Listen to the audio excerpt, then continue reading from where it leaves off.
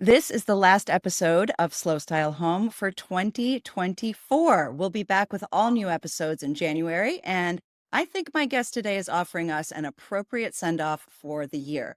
Stephanie O'Day is the author of a new book called Slow Living: Cultivating a Life of Purpose in a Hustle-Driven World. And in it, you'll find actionable steps you can take to reorient your mindset away from doing all of the things you feel pressured to do and toward aligning your priorities with a day-to-day life that you actually want to live. This is Stephanie's first book about slow living after having already written 10 best-selling cookbooks about using a slow cooker to simplify the daily grind of getting dinner on the table. Here's Stephanie. Stephanie O'Day, welcome to the Slow Style Home podcast. I'm happy to be here. Thanks for having me. Yeah, we're going to talk a lot about your book today, Slow Living, which of course is right up my alley. And I want to start off by just saying that in the beginning of your book, you talk about realizing that people aren't wanting to cram more into their lives, but instead to create room for things that truly give people joy. You then go on to talk about all of the mental obstacles that we put in our own way around having that kind of a life. But what I really resonated with the most is what you said next, that we don't have to wait until we retire or have quote unquote earned the right to enjoy life, because slow living allows us to enjoy the process of creating a fulfilling life. And that's what I truly want for people following the slow style home approach, to really enjoy the process, the development of their signature style, rather than focusing on the end result, the perfect, pretty home. So let's talk about the process from your perspective. How do you define slow living? And what aspects of our lives does that encompass? Absolutely. First off, thank you for having me. And then also, thank you for actually reading the book. So it's interesting. My grandpa he was a retired military and taught me that snafu had a bad word stuck inside of it. So it's Oh, situation, normal, all, and then the bad word up. And so for my like 7-year-old brain, the idea that grown-ups were using bad words and everyday words really just tickled me. And okay. I did what not know the history of snafu. I didn't know it was an acronym. That is hilarious. So let's wait. I got to say this. So situation, normal, all normal. effed up. Yes. But my grandpa said the actual bad word to me, and I was like Oh, 7 or good for 8 him. years old. Which is even better for a 7-year-old, right? Yeah.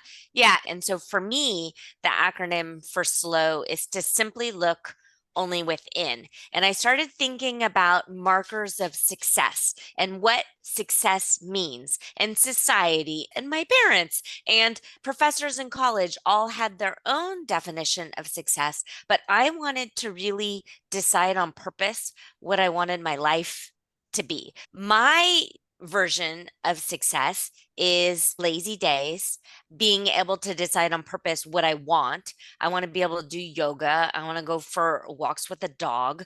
I want to cook in a way where I'm not feeling frantic and behind. I also want to have a sustainable job and living and not and working hard, but not being rewarded by it financially. So a lot of times different goal setting books and different like achievement books are focused only on one quadrant of your life. And Mhm, I mhm. wanted to zoom out. Okay, so if I'm in my 70s or 80s, my hope is that I can still crawl around on the ground with my grandchildren. My hope is that I can garden and I can do Mhm. my own like light housekeeping. So the concept of slow living is to decide on purpose what you want your life to be like, and then in a slow, steady, and sustainable way, make it happen. But Mhm. again, we're not delaying making it happen. I can't decide, oh, I'll get my joints in order in my 70s. If you want to Too have late. healthy knees and hips, you have Yeah, to do it now. So that kind of yeah. thing. I love the word purposeful.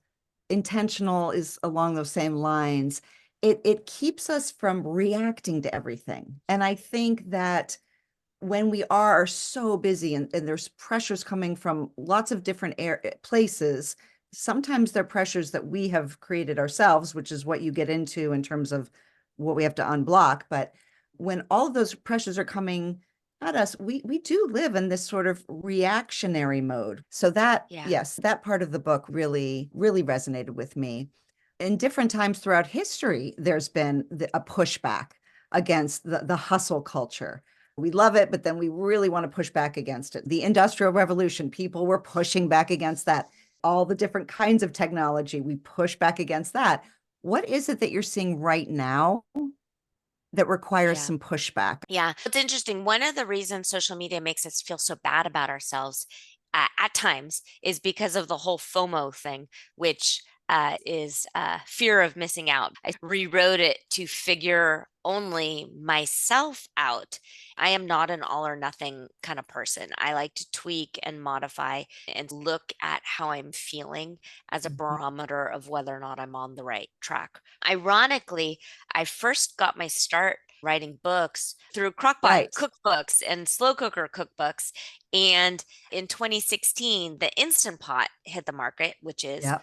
a pressure cooker. And my literary agent and my book publishers are like, hey, Steph, you need to translate now all your crockpot recipes into the pressure cooker. And so I bought an Instant Pot and I goofed around with it.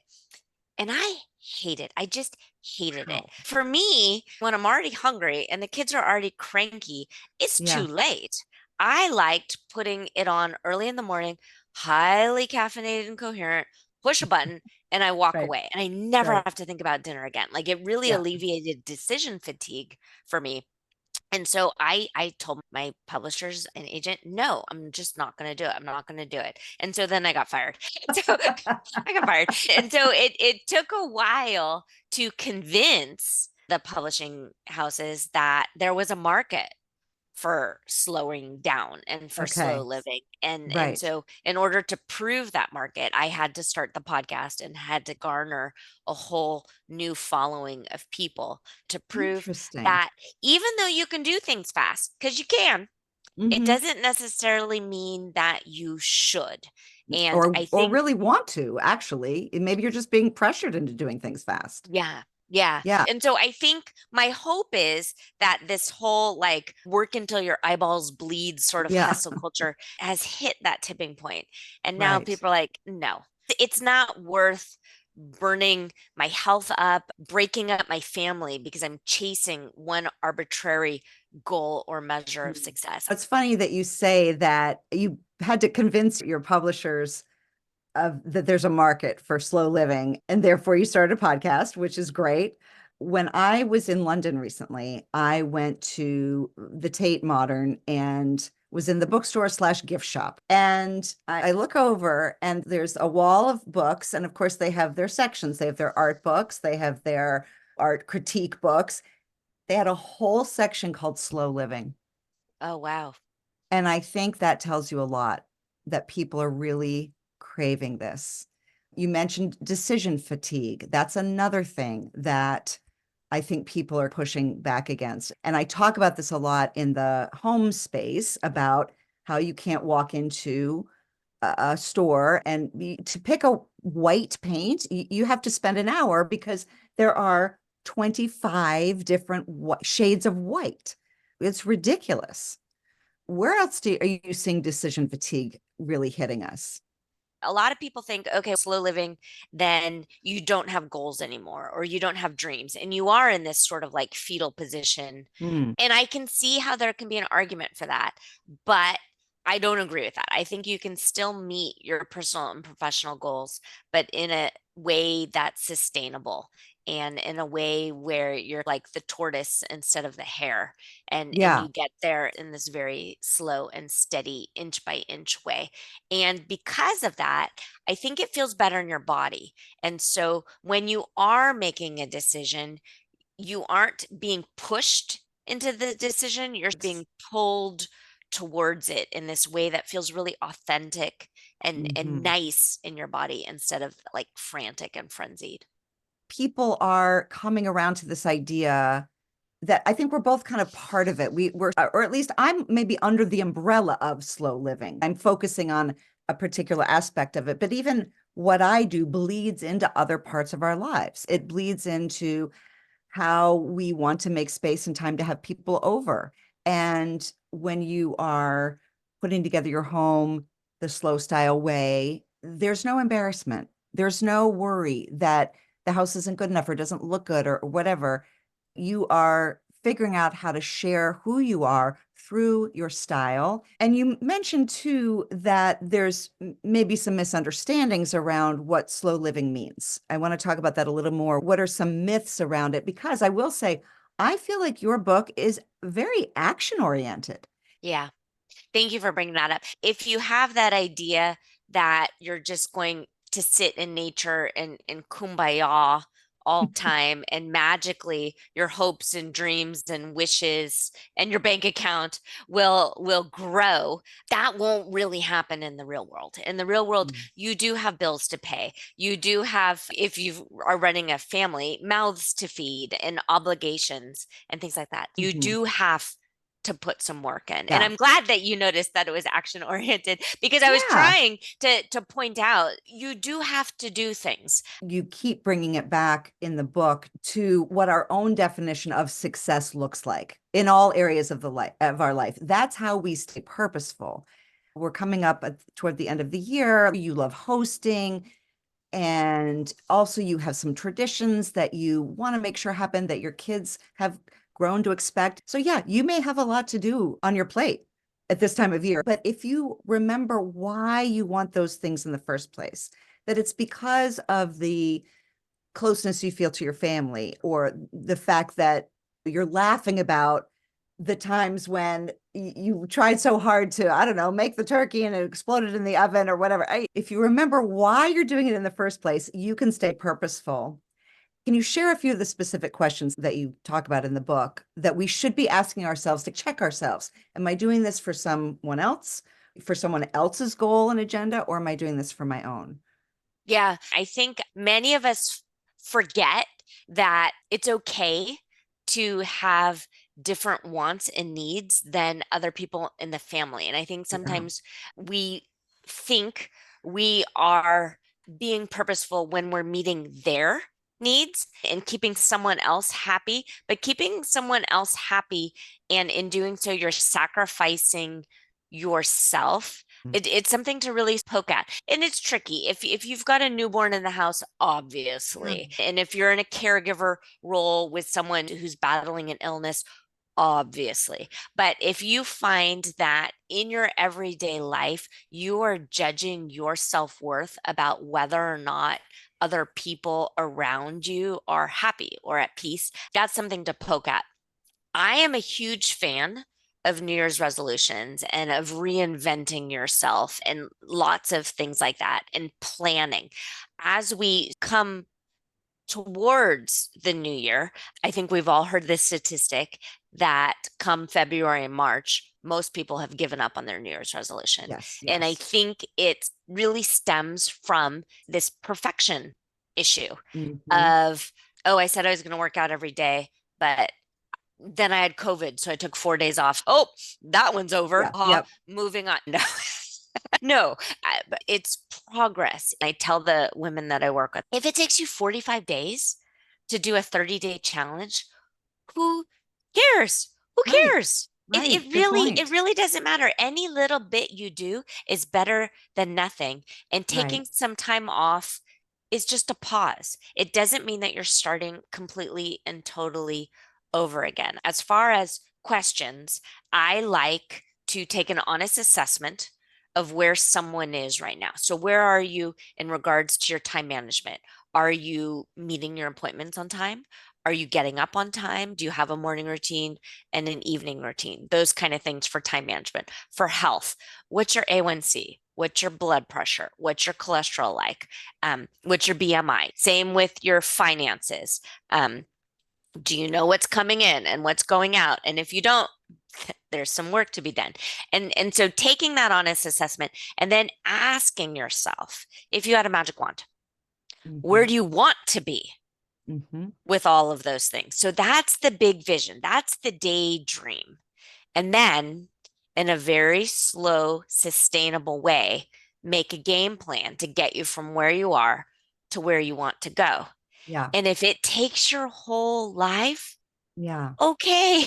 Because Right. if we're lucky, life is long. So don't Right. feel like you have to fix all of these things in a year or you failed. Days. That's your life's work. And this idea of when you make a mistake or you fall off the wagon, so to speak, you can't get back on. It's over.